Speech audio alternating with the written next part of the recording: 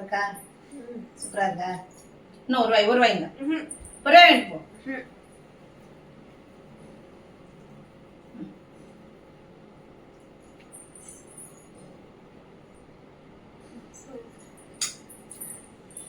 இதுல வந்து இந்த உருளைக்கிழங்கு வந்து நம்ம தோலை செதுக்க கூடாதுங்க.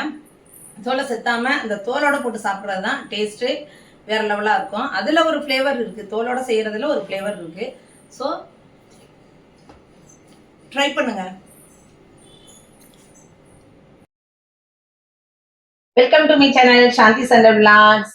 இன்னைக்கு நம்ம என்ன பார்க்க போறோம் அப்படின்னா, பிரேக்ஃபாஸ்ட்டுக்கு ஏற்ற சைட் டிஷ் ஒன்று பார்க்க போறோம். அதுவும் ஆல் இன் ஒன் அப்படிங்கிற மாதிரி பார்க்க போறோம். அதாவது எப்பொழுதுமே இட்லின்னு எடுத்துக்கிட்டீங்கன்னா சட்னி சாம்பார் பொடி, சப்பாத்தின்னு எடுத்துக்கிட்டீங்கன்னா குருமா தக்காளி தொக்கு சப்ஜி இது மாதிரி எடுத்துப்பீங்க.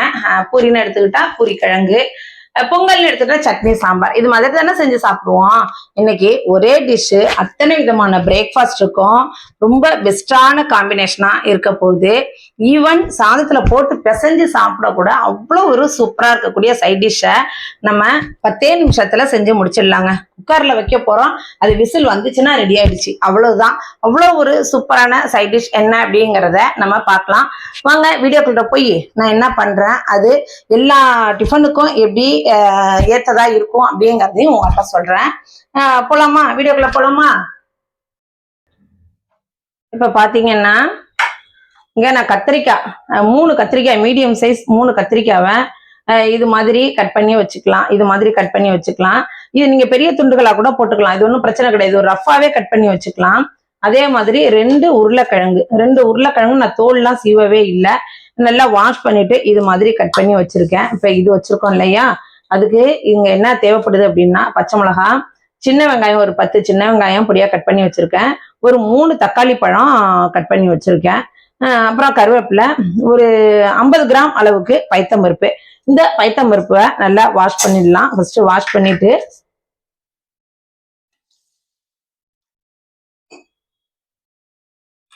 இது நல்லா நம்ம வாஷ் பண்ணி எடுத்துட்டு வந்துடலாம்.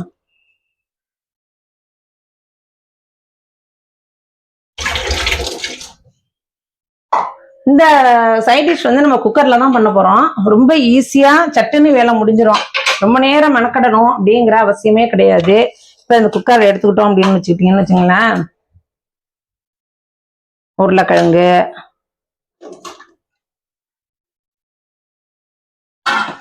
தக்காளி, கத்திரிக்காய் எப்பொழுதுமே நம்ம அரிஞ்சு தண்ணியில போட்டு வச்சிருங்க, இல்லைன்னா கருத்து போயிடும். கத்திரிக்காய், கழுவி வச்ச பைத்தம்பருப்பு,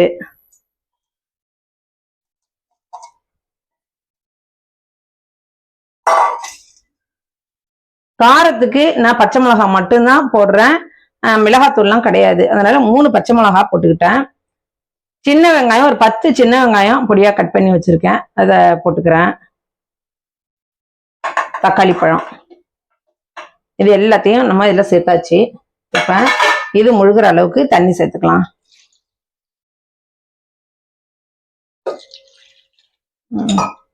இந்த அளவுக்கு தண்ணி போதும்.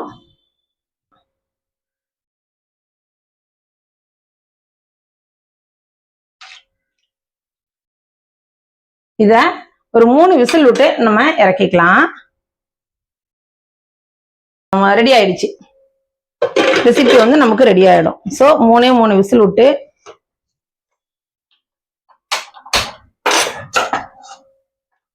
எடுத்துக்கலாம். அதோடைய நம்ம கருவேப்பிலை கொஞ்சம் ஒரு கொத்து அப்படியே போட்டுருங்க, ஏன்னா நல்லா வாசனையை கொடுக்கும். இதுல உள்ளதெல்லாம் அதுல வந்து இந்த சார்ந்து நல்லா சூப்பரா இருக்கும். ஸோ கருவேப்பிலையும் இதுல ஒரு கொத்து அந்த குக்கர்லயே சேர்த்து போட்டுக்கலாம்.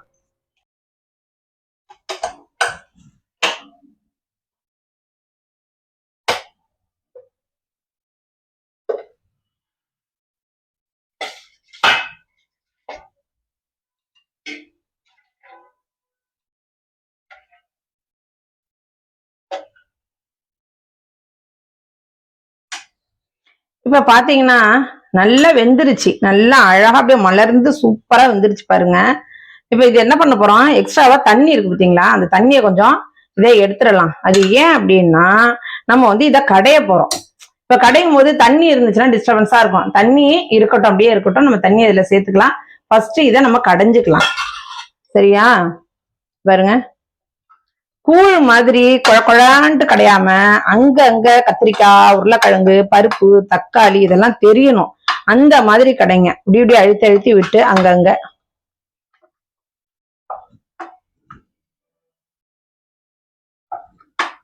செம்மையா இருக்குங்க. இப்ப பாருங்க என்ன வாசனை வந்து எப்படி இருக்கு ஒரு வாசனை. இந்த ரெசிபிக்கு வந்து கத்திரிக்காய் கூடுதலா இருக்கணும், உருளைக்கிழங்கு கம்மியா இருக்கணும். ஏன்னா இது வந்து கத்திரிக்காய் தான் நல்லா தெரியணும். அவ்வளவுதான். இத வந்து இதுக்கு மேல நீங்க கடைஞ்சிடாதீங்க. சரியா? அவ்வளவுதான்.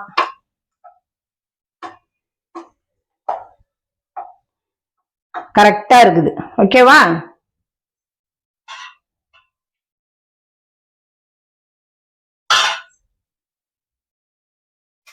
இப்ப ஒரு டிப்ஸ் உங்களுக்கு சொல்றேன்.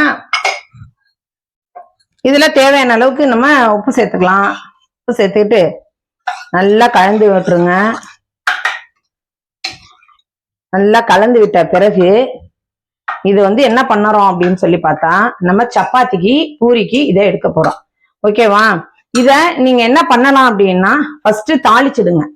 தாளிச்சுட்டு, தாளிக்கிறது கடுகு, உளுத்தம் பருப்பு, சீரகம், சின்ன வெங்காயம், ஒரு 4 வெங்காயம் போட்டு தாளிச்சு இது மாதிரி திக்காவே, இந்த தண்ணியா உள்ளது இது அப்படியே இருக்கட்டும். இந்த திக்கா உள்ளதை மட்டும் நீங்க வந்து என்ன பண்றீங்க, தாளிச்சு எடுத்து இதை வந்து நம்ம வந்து ஒரு சப்பாத்திக்கோ பூரிக்கோ நீங்க வேணும் அப்படின்னா, இப்ப நைட்டு நீங்க வந்து காலையில இட்லி பண்ணிருப்பீங்க, தோசை பண்ணிருப்பீங்க, பொங்கல் பண்ணிருப்பீங்க. நைட்டுக்கு வந்து நம்ம சப்பாத்தியோ பூரியோ பண்றோம் அப்படின்னா, இது மாதிரி நம்ம கடைஞ்சி விட்ட பிறகு இந்த பைத்தம்பருப்பு தண்ணி, வேக வச்ச தண்ணி அப்படியே இருக்கட்டும். இதுல நீங்க தாளிச்சிருங்க. தாளிச்ச பிறகு என்ன பண்ணலாம் அப்படின்னா, இத கொஞ்சம் எடுத்து வச்சிடலாம். நம்ம எதுக்கு, சப்பாத்திக்கோ பூரிக்கோ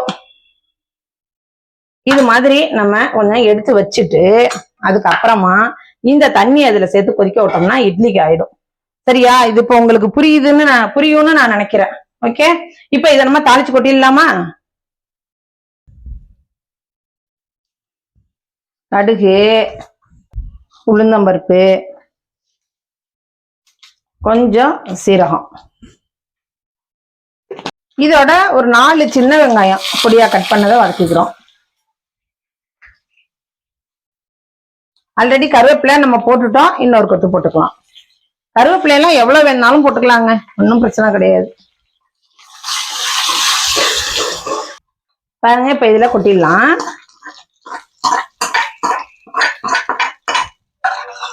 இதை நல்லா கலந்து விட்டு, நான் முன்னாடியே சொன்னது மாதிரி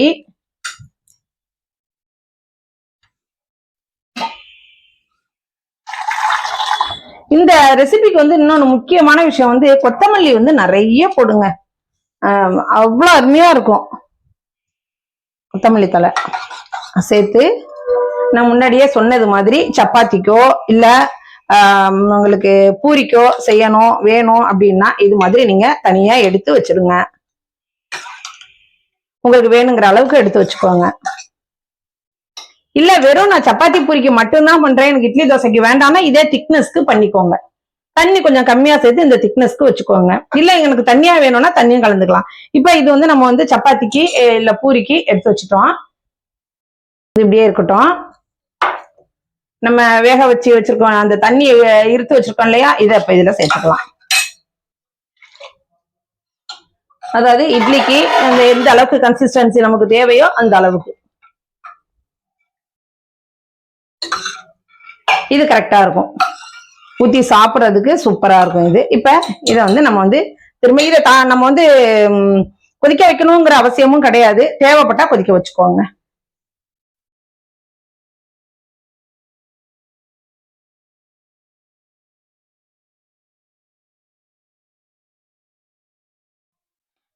இப்ப பாத்தீங்கன்னா இது வந்து நான் உங்களுக்கு வந்து வச்சு காமிக்கணும் அப்படிங்கறதுக்காண்டிதான் இதை நான் வச்சு காமிச்சிருக்கேன். ஓகேவா? எனக்கு வந்து இப்போதைக்கு சப்பாத்திக்கு தேவைப்படல.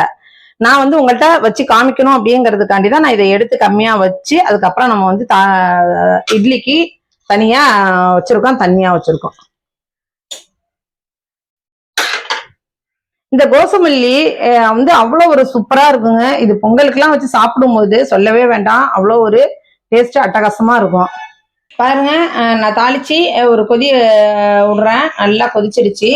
இப்ப நம்ம இறக்கி சர்வ் பண்ணிடலாம்.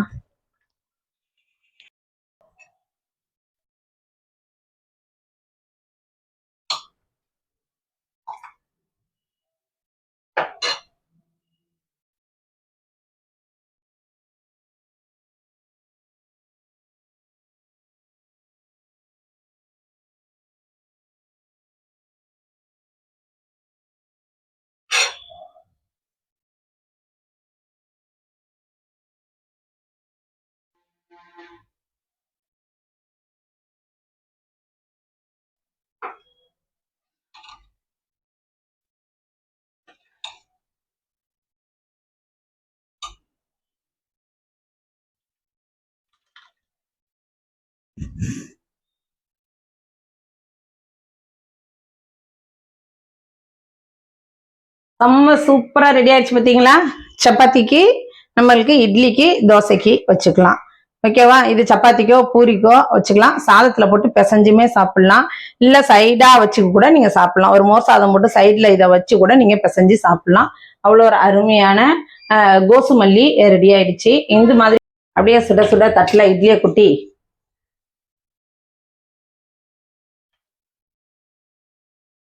மல்லிப்பூ மாதிரி குஷ்பு இட்லி எப்படி வருது பாருங்க.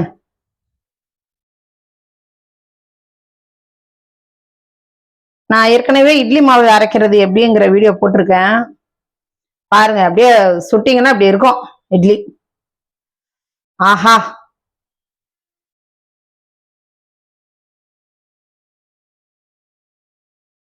இதுல எடுத்து இந்த கோசுமல்லிய ஊத்தி நம்ம சாப்பிட்டோம்னு வச்சுக்கோங்க, சொல்லவே வேண்டாம்ப்பா. செம்ம டாப் டக்கரா இருக்கும்.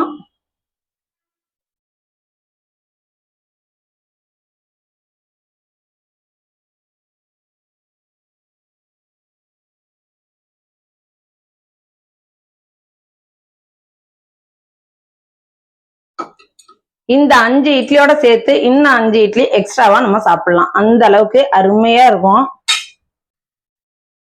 பாத்தீங்களா இந்த ரெசிபி நம்ம எவ்வளவு குயிக்கா ரெடி பண்ணிட்டோம் பார்த்தீங்களா? குக்கர்ல 2 இல்ல 3 விசில் வச்சாலே போதுங்க. அப்படியே ஃபுல்லா ரெசிபி நமக்கு வந்து ரெடி ஆயிடும். இதை வந்து நம்ம வந்து சப்பாத்திக்கும் நம்ம எடுத்து வச்சுட்டோம். ஒரே வேலையில முடிஞ்சிருச்சு பாருங்களேன். சப்பாத்தியோ இல்ல பூரிக்கோ எல்லாத்துக்கும் எடுத்து வச்சுட்டோம். இப்ப மார்னிங் பிரேக்ஃபாஸ்டோ இல்ல நைட்டு பிரேக்ஃபாஸ்டோ எதுக்கோ இட்லியோ தோசையோ எது வேணாலும் சரி, பொங்கலோ எதை வேணாலுமே வச்சு நம்ம இதுக்கு சாப்பிட்டுக்கலாம். அவ்வளவு ஒரு டேஸ்ட் அட்டகாசமா இருக்கும். சொல்லவே வேண்டாம். நிச்சயமா நீங்க செஞ்சு பாருங்க. கண்டிப்பா அந்த பக்கம் இட்லி வந்து நான் அதுவும் செஞ்சிருக்கேன் பாருங்க. மல்லிப்பூ மாதிரி குஷ்பு இட்லி அவ்வளவு ஒரு சூப்பரா இருக்குது. பார்க்கவே ரொம்ப டெம்டிங்கா இருக்கு. எனக்கு சாப்பிடணும்னு இருக்கு. ஆனா வந்து சுடுது, பயங்கரமான சூடா இருக்கு. இப்பதானே எடுத்து கொட்டுனேன், அப்படி இருக்குது. ஆஹா, சூப்பர். அல்ல அப்படி பரட்டி சாப்பிடுங்க. அள்ளி பரட்டி, சும்மா தொட்டு சாப்பிடக்கூடாது. அப்படி அள்ளி பரட்டி இப்படி வச்சு சாப்பிடுங்க.